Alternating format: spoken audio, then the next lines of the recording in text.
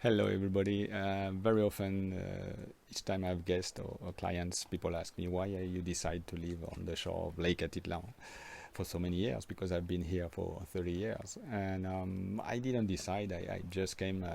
I was traveling the Americas. I took a sabbatical year off after working a little bit.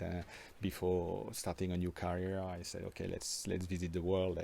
And my plan was to go the Americas from the north to south. And I start with the States, Mexico, and I arrive in Guatemala because I had a friend who invited me, who said, when you pass by, check out and stay with me as much as you want. So I arrive and in Guatemala City, when I land, I came by plane, and it was a very small airport with not too many airplane and very small, and already it was like different. Then I went to visit him, and I was surprised. It was a big city, but there were not much traffic light, and not much police. And it was like, wow, a little bit chaotic, but functioning. And I like this feeling of freedom. And I didn't know nothing about Lake Atitlan at that time. We spent with my friend. I started to go back to go to Antigua to learn Spanish. I learned Spanish in France and Italian, so my Spanish was a little bit messed up.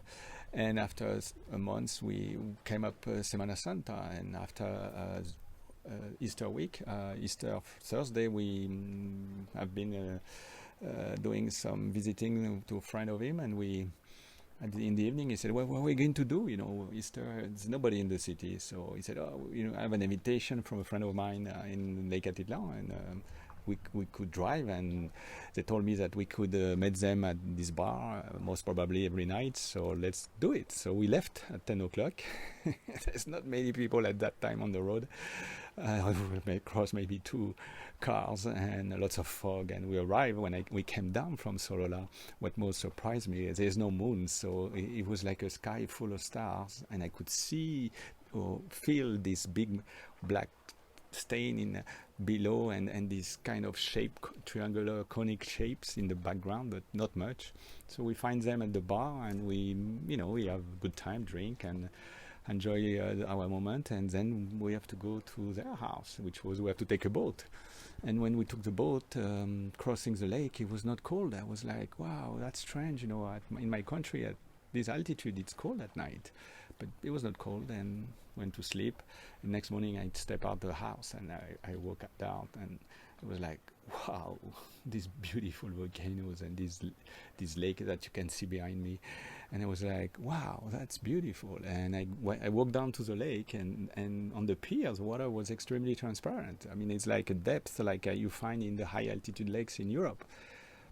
So I went down to the water, and I touched it, and I was like, wow, that's not cold. So I went to swim, and I, all refreshed, come up to the house, and I asked them, do you have any heating system? No, they said. And do you have any AC, air conditioning system? No. Why? It's a country of the eternal spring, and this is the most beautiful lake in the world. I was like, damn it, yeah, somebody should have told me. Well, at that moment on, it was like evident. I should spend some time, and since it's been 30 years where I've just been having, the time I wanted to have, and it's always people always be extremely nice in Guatemala, generally speaking. The weather is fantastic, and life is very good. So if you want, just come out and check out by yourself. That's it.